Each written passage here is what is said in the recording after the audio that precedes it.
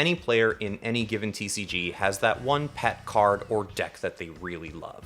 It might not be tier 1, it might not even be that good, but you believe in it. You catch yourself praying that new support will breathe some fresh life into it, or you hope that a perfect storm in the meta will allow it to really shine. Well, as an unrepentant rogue player myself, I thought it would be really cool to kick off a series exploring some of those unpolished gems in the Digimon TCG specifically. I can't promise that I'm going to be cranking out any tier 1 undefeatable lists, but I think I can at least cook up some lists that, at the very least, will make for some fun gameplay on a Friday night. And I thought where better to start than with the deck that I have personally sunk way too many hours into over the course of the last couple months. Machinedramon. Alright, so I wanted to take a second to quickly review the classic EX1 Machinedramon and then talk about some of the more recent support that it's received and how that all helps the big guy compete in the BT11 and beyond metas. So, to look at EX1 Machinedramon itself, you should know what this card does already if you've been around for a little while, but basically, on play for a hefty 12, you can tuck 5 level 5 cyborgs, red or black, from your hand or trash into its sources. So, you tuck those sources in, you suddenly get access to a ton of great inheritables, cool.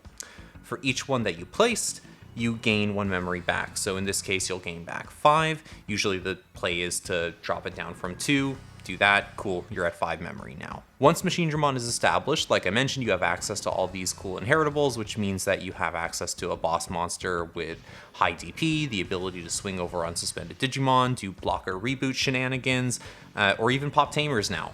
You can basically do whatever is within the limits of red and black as meta archetypes. And then, if your opponent tries to delete Machinedramon by battle or card effect, you can just attach 2 of those sources to preserve the rest of the stack. This is absolutely fantastic. However, Machinedramon is showing its age. Aside from its destruction, protection, and incidental immunity to DP reduction, Machinedramon does not have protection against most of the ways that you can remove Digimon as of BT11. For example, Machinedramon can very easily be bounced back to the hand, it can be spun to the bottom of the deck, or it can even be placed into your security by something like Chaos Degradation. Or if you happen to run into like that one Bagra army player at locals, they can tuck Machinedramon into the sources of another Digimon and just totally invert what the archetype is trying to do. So all that is to say that sticking a Machinedramon is harder than it's ever been. Now, one of the ways Bandai tried to alleviate that is give us access to Chaosdramon, which is a fantastic upgrade to Machinedramon. So basically, for a cost of 1, you can upgrade your Machinedramon into this guy, or you can just evo it on a level 5 for 4.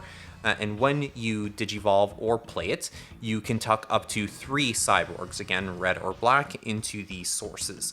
And then for every source that you tuck, you can apply de-digivolve 1 onto one of your opponent's Digimon. So this is really cool. If you go on top of a Machinedramon that already has its 5 sources, you're basically going up to 8, which is 8 instances of protection. Now, you do lose the protection against DP reduction, which kinda sucks, but you gain protection against bounce or spin, which, you know, arguably were the easiest ways of getting rid of Machinedramon, because Kakaitis Breath has been around forever, and things like Grandel Soul also exist. You're not safe against Chaos Degradation, but I mean, hey, what are you gonna do? They can't make this thing invincible. Now, this card was a fantastic way to kind of narrow the gap between Machinedramon and some of the other meta decks, but it was still a little too slow for Machinedramon to really be able to compete effectively. But out of BT11 now, we have gotten access to some fantastic new support, primarily in BT11 Machinedramon and a dedicated tamer in Analog Man. So to look at the new Machinedramon first, on play or when digivolving, you reveal the top 5 cards of your deck looking for an Analog Man, you add the target tamer to hand, and then you can add a machine or cyborg from the revealed cards into its sources or into the hand, and then you trash the rest. So basically this card is doing everything that the archetype wants you to do. You're filling up your trash potentially with some cyborgs to tuck into the sources later. You can tuck a source right away and start getting some work done, applying pressure to your opponent. You search your dedicated tamer, and then hey, look, you have a Machinedramon on board that you can potentially upgrade into Chaosdramon afterwards. It's all good stuff. Now, on deletion, if you have an Analog Man in play, you can actually play a Machinedramon from your hand by spinning this guy to the bottom of the board. Now, you could just play another copy of BT11 Machinedramon, or you can do what the designers intended and play an EX1 Machinedramon. And by playing this card, of course, you can tuck your 5 sources, you can gain a ton of memory, and then just totally ruin your opponent's day with the big new boss monster that you just got into play. You do lose your tamer in the exchange, which does kind of suck, and it's one of the things I don't like about the new support, but still, all told, that's pretty awesome. That is a game-winning combo in a lot of cases. Now, aside from facilitating the combo, the tamer is pretty good on its own. At the start of your main phase, you can basically pitch a level 5 cyborg from your hand in order to gain a memory and draw a card. So it's fantastic, of course, for getting the cycle that the Machinedramon deck desperately needs.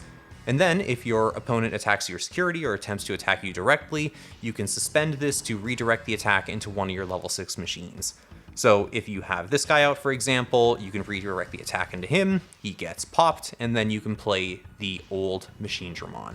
Seems pretty good. Or you can just establish a big, scary Chaosdramon with blocker reboot, maybe the ability to trash security when deleting stuff by battle as well, and you can just force your opponent to attack into that and do damage to themselves. The possibilities are basically endless.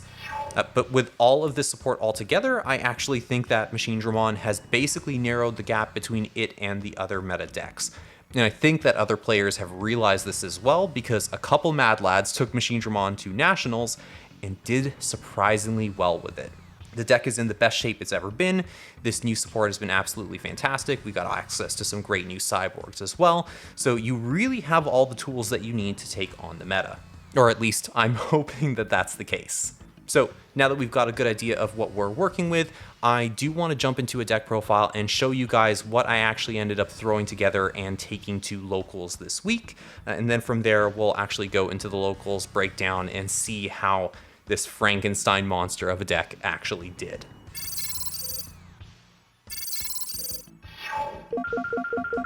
Alright, so here's the Machinedramon list I cooked up for locals.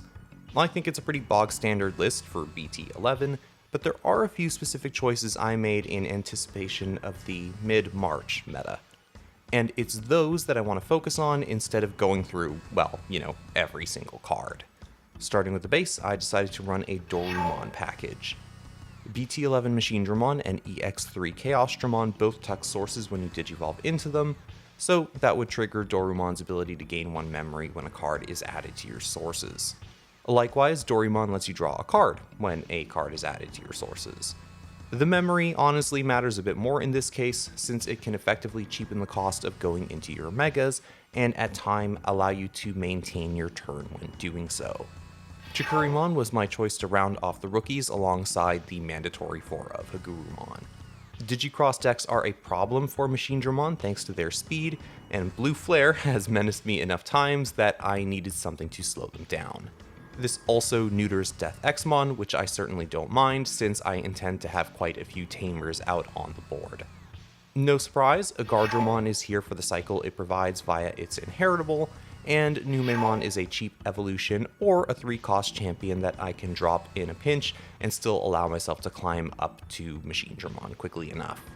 As for the level 5 cyborgs, I want to focus on the ones that are absolutely critical for this meta, and I think BT8 Metal Greymon is chief among that lineup. It lets you de-digivolve and pop a small body on Digivolution, but more importantly, it grants the inheritable skill to swing over unsuspended Digimon. This is part of a very small package that allows you to out Black or Greymon X, since that Digimon reboots and thus cannot be attacked normally. BT1 Metal Greymon and BT6 Megazord work alongside BT8 Metal Greymon to grant you the DP boost necessary to swing over Black War Greymon X's 13,000 DP. Sometimes Black War Greymon X will be sitting at 15,000 DP thanks to their tamer, so yes, you do need both of these boosts just in case. BT11 Metal Tyrannomon is an absolute monster because it can stun the opponent's Digimon on play or when digivolving if you have a black, or I guess green, tamer in play. But as an inheritable, it allows you to trash the top card of your opponent's security when deleting something by battle, which, yeah, seems a lot better. And yes, that's actually on both turns, but sadly only once per turn. And the last cyborg I want to look at is BT9 Megazord. Cool Boy is still at 4, and Crossheart has made a big comeback, so there are plenty of annoying, low-cost tamers that you need to deal with, otherwise your opponent will outpace you in advantage or board presence. And since Megazord has the flexibility to pop 3 cost or less Digimon as well, this can help you clear wide boards in a pinch. Skipping on past our big machines, I did include one level 7 in the deck. It's the not so obligatory copy of Dexmon. I still feel like it has its uses since Cool Boy, Crossheart Tamers, and Bloomlord are still out there in the field, and this can help you catch up in a tight spot. It's not lost on me either that you can evolve this on top of a Machinedramon or Chaosdramon if your protection is spent and you literally have nothing better to do. Onto the options, I'm running a solid count of Attack of the Heavy Mobile Digimon. This lets you blitz in with your guys, and in particular, it's used alongside EX1 Machinedramon to out big boss monsters and regain board control. It's also your hybrid for game in a sense, as long as you have a big machine in hand to drop down. And hey, the security effect can pop your opponent's Digimon if you have something with the right play cost to pitch. And last but not least, I run 2 copies of Black Memory Boost. Machinedramon is an inconsistent deck at the best of times, so you can safely drop this to fix your hand and potentially have some extra memory to cash in on the turns that you do go into your megas. And most importantly, this doesn't count towards the cost reduction for Dexmon, and it can't be shredded by Hades Force, so I favor this over something like Analog Boy at the moment. And that's the list. I feel like it's pretty well rounded, and in testing, I have been able to take on scary decks like Grandis and Black War Greymon X with pretty favorable win rates, which is fantastic considering how terrifying decks like those are. Now, how did this list actually fare in the Wild West of locals? Well, the results were surprising, to say the least.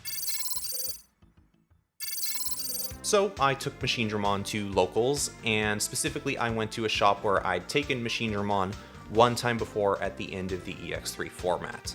However, when I went to play at that shop the last time, I went 0-4 with Machinedramon, so I was admittedly a little nervous because the players there are all really good, all of my matchups were horrendous for Machinedramon last time, and just the general nerves were getting to me a little bit. I basically convinced myself that the goal for the night would be to win just one match. One match would be enough to convince me that Machinedramon was not an utterly trash deck and that I didn't completely suck as a player. So heading into round 1, I got paired up against Black War Greymon X. And during game 1, I was actually in control for a decent amount. My opponent had a pretty slow start, and every time they put up the big stack, I was able to answer it either with Machinedramon and the Blitz option or with a well-timed Chaosdramon afterwards. Until I pitched a Metal Tyrannomon with the effect of Analog Man to gain a memory and draw a card, and then found myself with EX1 Machinedramon, the Blitz option in hand, but no machine or cyborg to pitch for the cost. So Gaiomon, of course, with security attack +1 and the BT11 Metal Greymon in the stack, well, it made Swiss cheese of my security, and then my opponent was able to swing for game pretty quickly afterwards.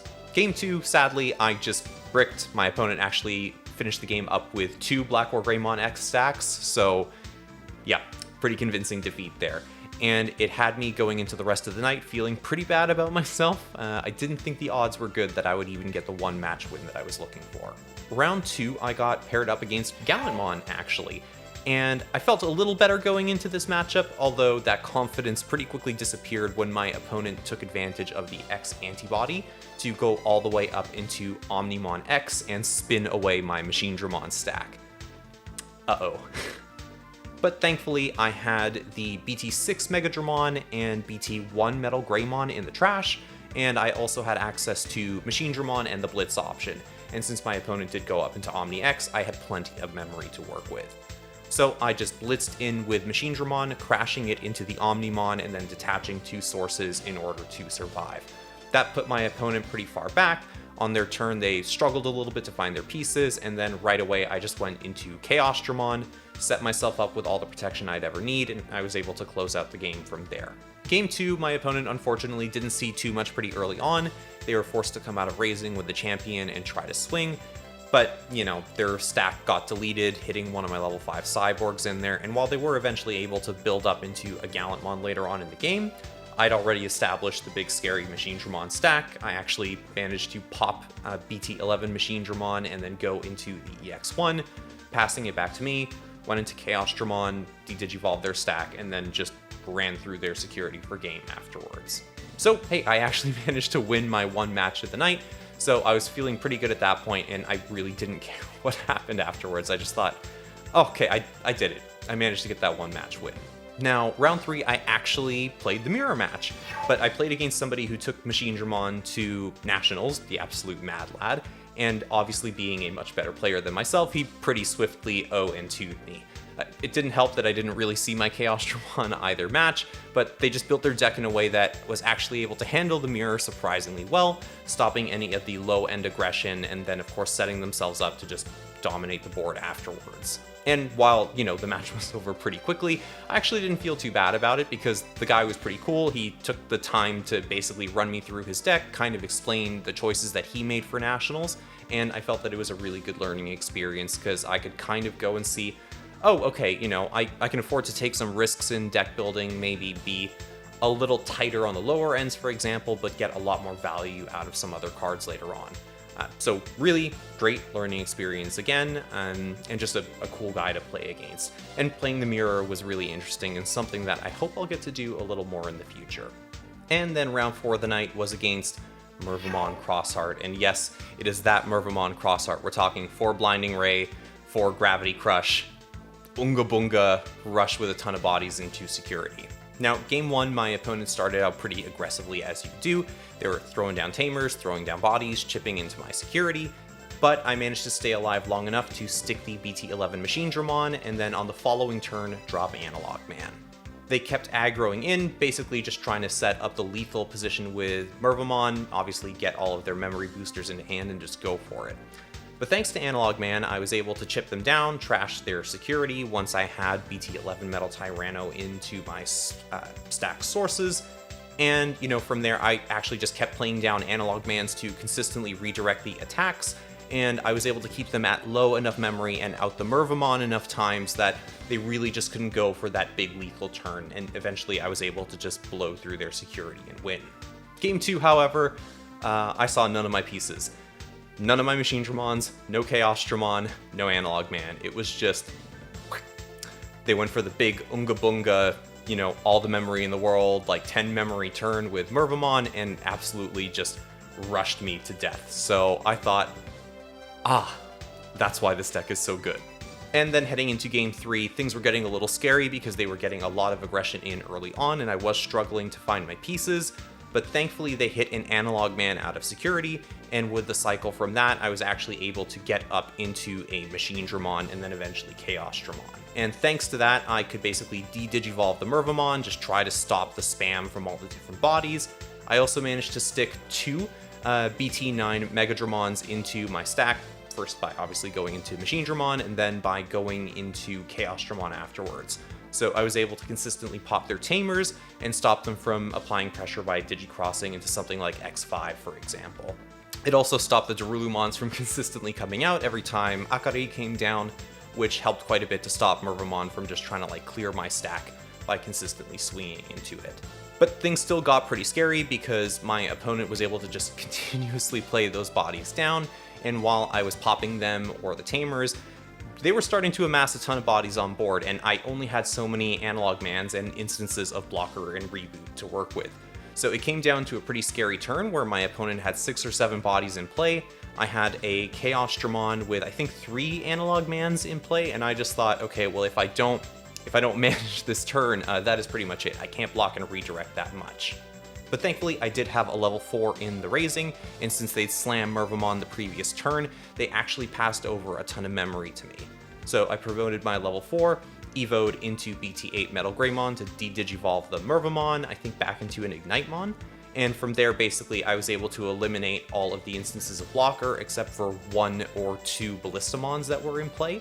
And thankfully, I did have enough swings at that point to basically get through the blockers and then finally swing for game. But my god, that game was closer than it needed to be.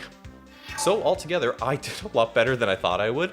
While 2-2 obviously is not the most stellar record in the world, having gone 0-4 previously with Machinedramon at the same shop, yeah, I felt pretty good about myself. I felt like the deck is now in a really good place, and that having practiced with it enough, I could actually take on some pretty serious players and do well enough with the thing. And I think from here on out, Machinedramon is actually in a really good place. We have some great new support coming out of BT12 in the form of Chaosdramon X. There are some cool new machines and cyborgs, I think, coming down the road as well, so yeah, the deck's looking to get just better from here. And obviously, if the ban list drops sometime soon and X antibody stuff gets hit, well, we're just in a better position overall, aren't we? And that'll wrap things up for today. Thank you everybody for watching the video, especially if you stuck around until the end. It is video 1 on a fresh channel and in a fresh series, so I really appreciate your support. I would appreciate it even more if you wouldn't mind liking the video, leaving a comment, maybe talking about your own Machinedramon builds. I love to nerd out on that, so please share your lists, share your ideas. All is welcome in the comments section below.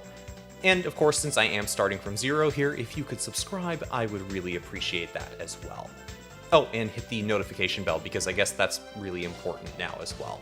Next time, I'm going to be looking at this good doggo over here, BT11 Mirage Galgamon, which is a pretty fantastic card which is let down by a very mediocre archetype. So I'll be exploring a couple other engines that will hopefully allow this good doggo to shine. But until then, again, guys, take it easy. I will catch you all in the next one. And to my fellow Machinedramon simps, glory to the Metal Empire.